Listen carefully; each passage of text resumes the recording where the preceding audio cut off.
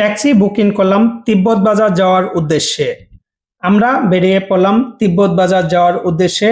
তাই আপনাদেরকে রোডের কিছু ভিউ দেখিয়ে নিয়ে যাচ্ছি। কত সুন্দর লাগছে দৃশ্য অবশ্যই কমেন্ট করে জানাবেন। আর এখানে মেট্রো রেলের কাজ চলতেছে, তাই একটু ভিড় ছিল রাস্তায়। এখন আমরা দেখতে পাচ্ছি তিব্বত বাজারের গেটের বাইরে পৌঁছে গেছি। এখানে একটি মদের দোকান রয়েছে, সামনে রয়েছে তিব্বত বাজারের গেট। অবশ্যই গেটের বাইরে থেকে দৃশ্য আপনাদেরকে একটু দেখিয়ে নিচ্ছি, তারপরও আমরা প্রবেশ করব বাজারের ভিতরে। অবশ্যই এখন আমরা পৌঁছে গেছি বাজারের ভিতরে এবং এখানে এসে আমার মন মুগ্ধ হয়ে গেছে। এখানকার প্রতিটা দোকানদারের ব্যবহার খুব ভদ্র এবং তাদের আচরণ খুব ভদ্র। বাজারের ভিতরে ধূমপান করা নিষিদ্ধ।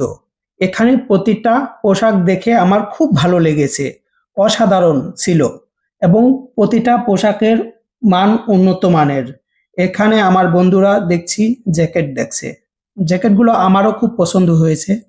অবশ্যই আমিও কিছু কেনাকাটা করব বাজারের ভিতর থেকে, আপনাদেরকে ভিডিওর মাধ্যমে দেখানোর চেষ্টা করব ভিডিওর লাস্টে। এখানে একটি ছেলে কিভাবে টুপি পরে তাকিয়ে আছে। আর এখানে দেখতে পাচ্ছেন কম্বলের দোকানও রয়েছে ভিতরে এবং সাথে আপনাদেরকে আরো দেখাচ্ছি এখানে কিছু উন্নত মানের শাল রয়েছে। দেখুন শালগুলো খুব উন্নত মানের ছিল, আমি অবশ্যই দেখে নিলাম। এবং এখানে প্রত্যেকটা জিনিস এক দামে বিক্রি হয়, প্রত্যেকটা জিনিসের উপরে দাম লেখা রয়েছে। মেয়েদের জন্য শীতের জুতা এবং চপ্পল রয়েছে, এখানে মোজা টুপি রয়েছে। আমরা মার্কেট শেষ করে গেটের বাইরে চলে আসলাম, একটি রেস্টুরেন্টে ঢুকে কিছু নাস্তা করে নিলাম আমরা। তারপরে আমরা পৌঁছে গেলাম রুমে এসে দেখাচ্ছি 2700 রুপির মধ্যে আমি খুব সুন্দর একটা জ্যাকেট পেয়েছি, একটা টুপি এবং 3 জোড়া মোজা, যা আপনাদেরকে দেখলাম। জ্যাকেটের ভিতরের অংশ দেখুন, অবশ্যই কমেন্ট করে জানাবেন কেমন হয়েছে। আমি জ্যাকেটটি পরেও দেখাচ্ছি আপনাদেরকে, কেমন হয়েছে কমেন্ট করে জানাবেন।